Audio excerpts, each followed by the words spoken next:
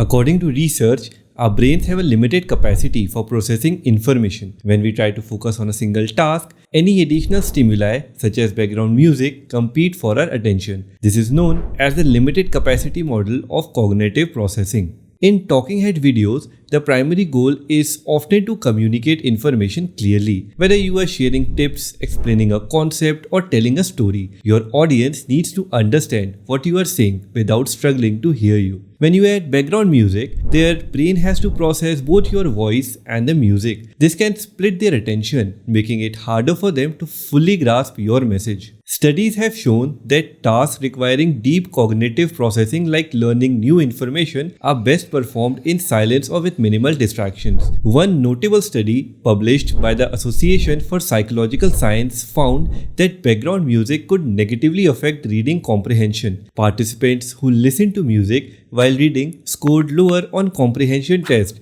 compared to those who read in silence. These findings suggest that while music can be enjoyable, it can also interfere with tasks that require focused attention and memory. So what does this mean for your talking head videos? Essentially, if your goal is to deliver clear, memorable content, background music might be working against you. It's similar to the principle of not trying to multitask. Our brains are simply not wired to handle multiple streams of information simultaneously at full capacity. Let's compare two scenarios. Right now, there is no background music. My voice is clear and crisp and you can understand every word I'm saying without much effort. Now, let's add some background music. As you can notice, it's loud and competes with my voice. You'll now have to focus more to understand my words. Which one do you think is more effective for learning? It's a no-brainer, right? When there's no competing audio, your message comes through loud and clear. This makes it easier for your audience to follow along, understand and retain the information. Various surveys and polls indicate that opinions on background music in talking head videos are mixed. While some viewers appreciate the added ambience,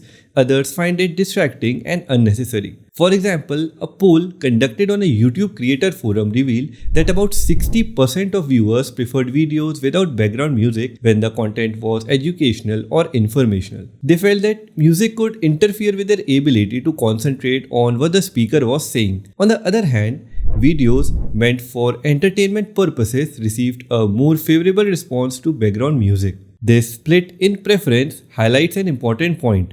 The type of content you are creating should influence your decision on whether to include background music. For talking head videos, especially those that are educational or informational, you might be better off without it. Engagement metrics can also provide concrete data on how background music affects viewer retention and interaction. As a YouTuber, keeping your viewers engaged and watching until the end is crucial for the success of your videos. Higher retention rates can lead to better algorithm recommendations and more views. When viewers come to your talking head video, they are there for the content, your insights, your explanations and your stories. Anything that distracts them from that central content can reduce their engagement. Background music, while intended to enhance the experience, can sometimes have the opposite effect. So far, we have talked about the potential downsides of using background music in talking head videos, but there are times when it can enhance the content. Instructional videos with minimal talking, like cooking videos, can use soft background music to fill in the silent segments.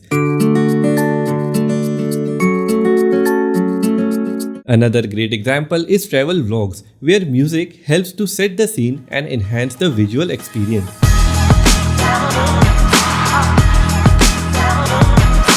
In these two examples, the music supports the content. It's also important to ensure that the music matches the tone and pace of the video. Another important factor is volume control. Background music should always be at a lower volume than your voice. I always keep my background music 20 dB lower than the main audio. That means if my voice is at -3 dB, the music stays somewhere around -23 dB. Not all music tracks are created equal, and sometimes even after lowering the volume, the background music might still get in the way. This is because music has a wide range of frequencies, some of which overlap with human speech. If the music is not properly equalized, it can muddy the dialogue and make it harder to understand. A simple technique I use in Premiere Pro to balance the frequencies of background music and speech is to apply the simple parametric equalizer to the music layer. Then set the center value somewhere in the range of 1200 to 1500 Hz, because that's where most of the music and speech frequencies overlap. I set the Q value to 4 and the boost to negative 18 dB. Finally, decrease the audio level to negative 8 or negative 10 dB. If you do decide to use background music, then check out Artlist. They offer a wide range of high quality royalty-free music that you can use in your videos. Artlist has an extensive library of tracks specifically curated for different types of content. Just click on the link in the description to get 2 extra months of free subscription when you subscribe to any Artlist annual plan. It's my first choice to find short music tracks for the first few seconds,